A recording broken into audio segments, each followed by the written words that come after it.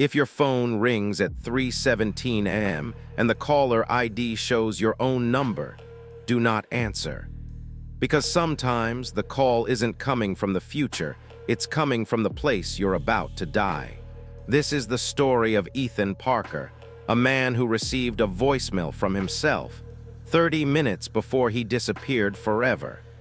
Ethan Parker was not the kind of guy who believed in ghosts. He was 32, worked IT support for a hospital in Ohio, lived alone, paid his bills on time, and laughed at horror stories on Reddit. Paranormal stuff, just fear mixed with bad lighting. That night, Ethan worked late. Storm outside, heavy rain, power flickering. At 2:47 a.m. his phone buzzed. Missed call, Ethan Parker. He frowned. Same number, same name, probably a glitch. Then the voicemail notification appeared. One new voicemail, timestamp. 3:17 a.m. That didn't make sense. It wasn't 3:17 yet. Still, he tapped play. At first only static, then breathing, fast, panicked, and then a voice, his voice. If you're hearing this, you still have time. Don't go back to Oakwood Road. I repeat, do not go back. Ethan felt his stomach drop. The voice continued, shaking. It's not a prank. I thought it was empty. I thought it was abandoned. But it knows when you're alone.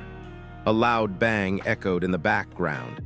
Oh God, it's standing at the end of the hallway wearing my face. The voicemail cut off. Silence. Duration, 46 seconds. Ethan stared at his phone, hands trembling. Someone was messing with him. They had to be. But then his phone rang again. Same number. This time, incoming call, Ethan Parker. Ethan didn't answer. He grabbed his jacket and left the apartment. Oakwood Road was 10 minutes away. An old street at the edge of town, mostly abandoned houses, condemned properties. He used to live there as a kid. One house in particular, number 417.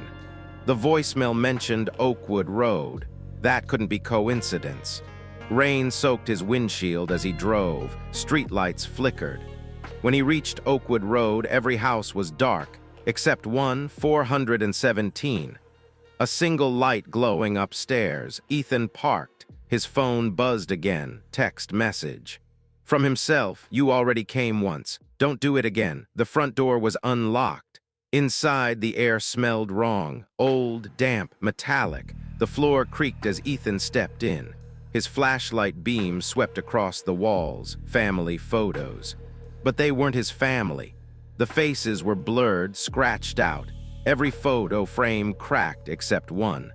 A picture of Ethan standing in the hallway, wearing the same clothes, taken from behind. Upstairs, something moved, slow footsteps. Then a whisper, not coming from above, from behind him. You weren't supposed to remember. Ethan spun around, nothing. His phone vibrated violently, new voicemail, same number. Static, then screaming, furniture crashing, and his voice again. It mimics you, it learns you. The longer you stay, the better it gets. Heavy breathing. I locked it upstairs once, but it learned how locks work. A door slammed in the background. If you're in the house right now, run, don't look at it. Don't answer if it speaks.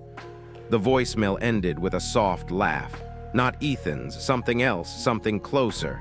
Ethan heard footsteps on the stairs, slow, deliberate. Each step sounded familiar. Then the hallway light turned on by itself. At the far end stood himself. Same height, same face, but the smile was wrong, too wide, eyes unblinking. It spoke in Ethan's voice. You came back. Ethan backed away. You always do.